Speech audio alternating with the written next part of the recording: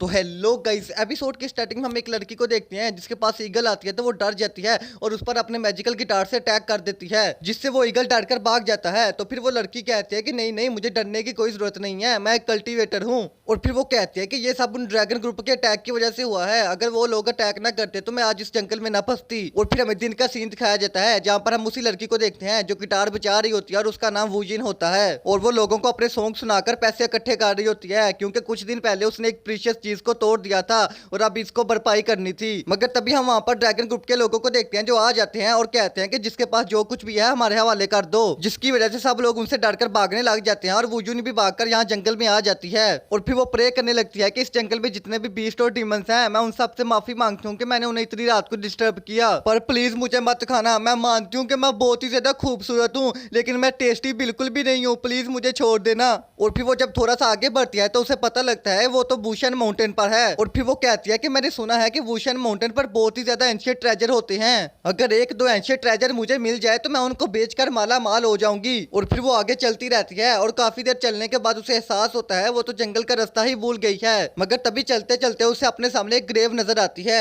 तो वो उस ग्रेव को गौर से देखने लग जाती है और पढ़ने लग जाती है और कहती है कि ये ग्रेव तो बहुत ही ज्यादा ओल्ड दिख रही है, अगर मैं इसको बेच दूं तो मुझे काफी पैसे मिल जाएंगे, मगर पहले मुझे आसपास और देखना चाहिए, शायद मेरे काम की कोई और चीज पड़ी हो यहाँ पर। और तभी उसे जमीन के अंदर एक चीज नजर आ जाती है तो वो भागकर उसके पास जाती है और उसको निकालने लग जाती है और कहती है ये तो ओल्ड सुगमू है, अगर मैं इसको बेच दूंगी तो मुझे बहुत ही ज्यादा पैसे मिलेंगे, मैं तो माला माल हो जाऊंगी। पैसा ही पैसा होगा। और फिर वो उसको निकाल लेती है मगर निकालते निकालते उसका सर सीधा ग्रेव स्टोन के साथ टकरा जाता है और तभी ग्रेव के अंदर स्क्रैचेस आने लग जाते हैं। तो वूजुन कहती है कि अब ये क्यों टूट रही है। और फिर तभी हम देखते हैं कि वो ग्रेव स्टोन टूट जाती है और उसके अंदर से बहुत ही ज्यादा एनर्जी बाहर निकलती है। और फिर तभी हम उस ग्रेव के अंदर से एक लड़के को बाहर निकलता हुआ देखते हैं और ये सारा हो रहा उसके अंदर से ही निकल रहा होता है। और फिर वो जब अपनी आंखें खोलता है तो कहता है कि क्या तुमने मुझे जगाया है। तो वूजिन कहती है कि हाँ तुम ऐसा कह सकते हो, पर मैंने जानबूझ के ऐसा नहीं किया। तो फिर वो लड़का कहता है कि क्या तुम मेरी यहाँ से बाहर निकलने में मदद करोगी। वो क्या है ना, जब मैंने इस ग्रेव स्टोन को बनाया था तो मैंने इसको बहुत ही ज्यादा स्ट्रॉन्ग बनाया था, अब मैं खुद इसके अंदर फंस गया हूँ, तो क्या तुम मुझे यहाँ से बाहर निकाल सकती हो। तो फिर वूजिन डरते डरते आगे बढ़ने लगती है तो वो लड़का कहता है कि ये लो मेरा हाथ पकड़ लो, मगर वूजिन नीचे से सोंगमू उठाकर भाग जाती है और कहती है कि भूत मेरे पास मत आना। तो वो लड़का कहता है कि मैं इतनी सदियों बाद उठाऊं, क्या मैं सच में डरोना लग रहा हूँ। और फिर तभी वो वहीं बैठकर चाय पीने लग जाता है और कहता है क्यों तेरी, मैं तो उसको अपना इंट्रोडक्शन करवाना ही भूल गया कि मेरा नाम गुजी है और मैं स्पिरिचुअल बुक के साथ इस दुनिया में आया था, पर मैं अभी तक सिंगल हूँ। और फिर हम वूजिन को देखते हैं जो दोबारा इसी तरफ आ रही होती है और वो गिरने वाली होती है मगर गुजी उसको पकड़ लेता है। तो फिर वो जब अपनी आंख खोलकर उसी लड़के को सामने देखते हैं तो वो डर जाती है और कहती है कि ये क्या मैं वापस उसी जगह पर आ गई, कहीं मैं किसी भूल भुलैया में तो नहीं फंस गई, अब मैं कहाँ पर जाऊँ। मगर तभी हम ड्रैगन ग्रुप के कुछ लोगों को देखते हैं जो वहाँ पर आ जाते हैं और उस लड़की पर अटैक कर देते हैं मगर गुजी उसको बचा लेता है। और फिर वो बंदे कहते हैं कि ये लड़की जल्दी से एंशिएंट सोंगमू को हमारे हवाले कर दो वरना हम तुम्हें छोड़ेंगे नहीं। मगर हम गुजी और वूजिन को देखते हैं जो अपने ही रासलीला में डूबे होते हैं। तो फिर वो बंदे जब गुजी को ऐसा देखते हैं तो वो हैरान हो जाते हैं। तो गुजी बताता है कि ये मैं फंसा हुआ हूँ। तो फिर वो बंदे कहते हैं कि ठीक है, इस कचरे को तो हम बाद में देखेंगे, पहले हम उस लड़की से जाके सोंगमू लेते हैं। तो फिर गुजी खुद से कहता है कि क्या सच्ची में मैं कचरा दिख रहा हूँ। और फिर दूसरी तरफ हम उन लोगों को देखते हैं जो वूजिन पर अटैक करते हैं और कहते हैं कि ये लड़की अगर तुम अपनी जान बचाना चाहती हो तो सुगमू को हमारे हवाले कर दो। तो फिर वूजिन कहती है कि तुम्हारा दिमाग खराब है या तुम अकल से पैदल हो, मैं तुम्हें सुगमू कभी भी नहीं दूंगी,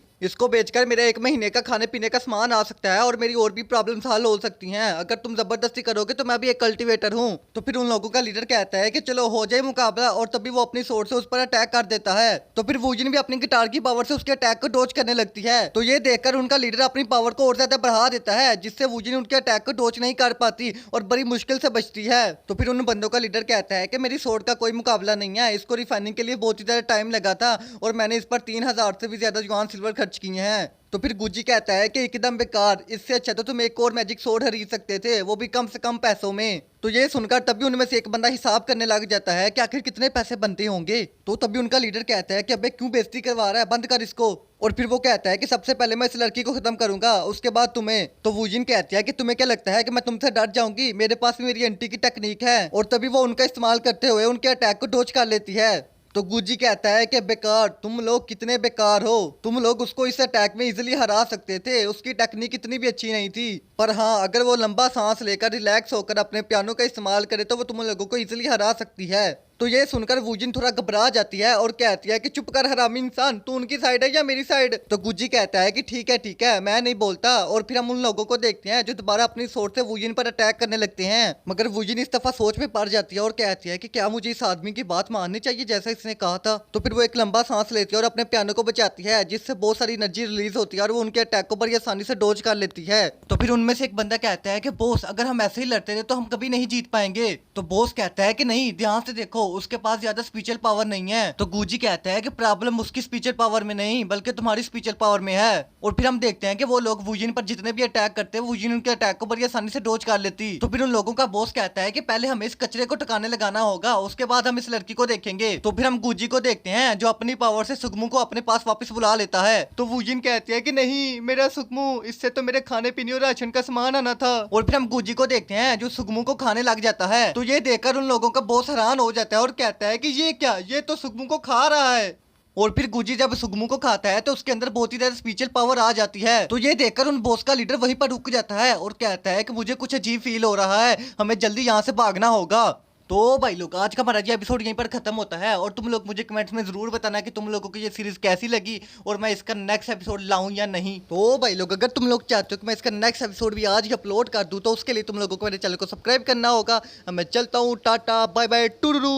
Desvíes la mirada, quédate cerca de mí.